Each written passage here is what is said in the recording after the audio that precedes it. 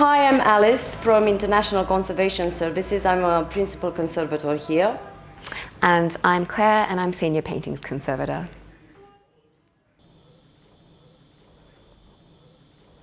So in order to discuss possible damage to paintings, it's good to know something of their structure and the materials used to produce them.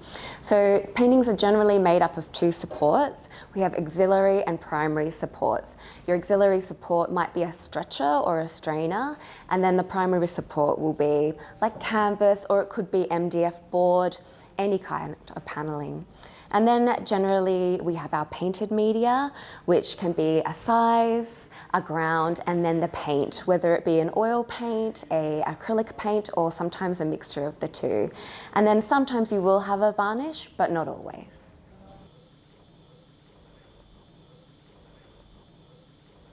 Hello guys, at this stage I'm going to walk you through a bit to the most common forms and types of deteriorations that you can find on artworks.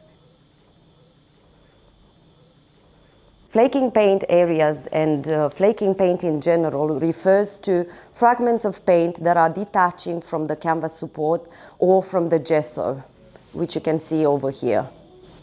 This area over here, we've got flaking paint detaching from the canvas support. This one has been most likely caused by poor environmental conditions. That means high humidity and fluctuations of temperature. Moreover, I think for this specific type that it's spotted like this one, something has been in close contact with the artwork. That means it's possible that we had water coming in close contact with this painting over here. Some of the artworks that come on our labs come with previous conservation treatments that have been done in the past. These have suffered modifications of materials. For instance, in this case, it's clear that we've got here a patch that was applied in the past to the painting. We don't know at what stage in time this has happened, but because the artwork has been kept in poor environmental conditions, possibly in a church, with high humidity and fluctuations of temperature, this one has suffered this type of deformation, and it's quite visible at the moment. To the center of the composition here, we've got a horizontal tear. This might have been accidental, such as a bump or a shock coming from the back of the artwork. You can clearly see that the canvas is deformed, so basically the edges of the tears are cupping, right? And another small one over here. It's L-shaped, so probably, again, a shock coming from the back. Some other forms and types of deteriorations to oil paintings in this case. If you can see here in this raking light, I've got some networks of cracks that are coming in a spiral way, so circles like these. These circles and these networks of cracks are caused by shock coming from the reverse of the canvas or potentially from the front of the canvas. They represent a type of deterioration because, being evolutive again, and I'm going to keep repeating this, in time, if the artwork is kept in poor environmental conditions, these translate to cuppings and furthermore to paint detaching from the canvas support. So they are becoming unstable, right? You can clearly see these all over. So for this beautiful artwork over here, which is an acrylic on canvas, so we've got water damage, high humidity levels, and potentially variations in temperature that have caused this background over here to this painting to blanch. You can clearly see a modification, a discoloration, and different types of shades of this green and black. Also, we've got mold. A mold contamination manifested through these spots and marks, like tiny specks.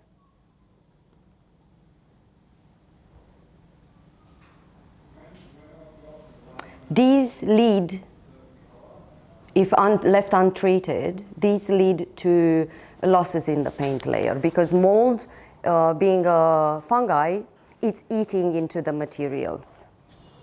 What do we have here is the reverse of a painting that has been stretched on a strainer. It's a quite valuable and old artwork, but most importantly for this one, what we've got clearly visible are these watermarks. So water coming all over the artwork, washing down the surface like that, and staining it. Because of the particulate soiling that already existed on the reverse of the canvas on this painting over here, all the soiling, along with particulate soiling, along with, so that would be dust, that would be all sorts of types of grime, has migrated within these areas and causing this staining, right? Also for this artwork over here, we've got tiny specks of mold to the reverse, black mold in this case. I've showed you previously the acrylic artwork that had the white type of mold. For this one, we've got tiny specks of black, and of course, fly spots as well over here. In case of this artwork that we've got here, I'm going to focus on the deformation of the canvas. So these look, and they're clear that they look like this, right? These deformations of the canvas that create bumps and lumps in the artwork. These, in general, are caused by poorly stretching of the canvas to the stretcher and poor environmental conditions and in which the painting has been kept. Apart from these, to this lovely painting over here, we've got a general discoloration of the varnish that is causing a general yellow view of the artwork that is disruptive from the details that the artist has painted, right? So this general yellowing is caused by an aged varnish, as we call it. All the damages that we have shown you guys today are recommended to be addressed by a proper conservator that is trained to undertake treatments to return the artworks to pre-damage conditions. We clearly do not recommend to try to address these issues yourselves. So I'm going to cover the ideal ways to store and maintain your collection. So if adequate environmental conditions can be met, then by choosing a correct storage site and a good maintenance system, that's only going to create added protection for the collection in question. However, like a lot of regional galleries or galleries where environmental conditions cannot be achieved, then the choice of a good storage and display site and a good maintenance system will definitely aid in preventing damage. So wherever possible, you should store your collection in the center of a building where it can be buffered from fluctuating environmental conditions. Basements should be avoided where possible, just because of the risk of flooding, as well as sites that have pipes and drains, especially at ceiling level, again, because of flooding. The paintings should be stored off the ground where possible, but if they have to be stored on the ground or near a wall, then try and put them on like a block, just to keep them off that ground level.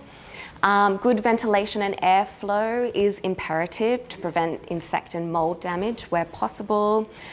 Your lighting should be kept at an appropriate level just to prevent heat damage and the environmental conditions that can come from heat, from light sources. That includes direct sunlight. And finally, regular inspections are really valuable, just in seeing if there have been any changes or if the collection is being affected in any way. And a conservator can always be called upon to assist with this.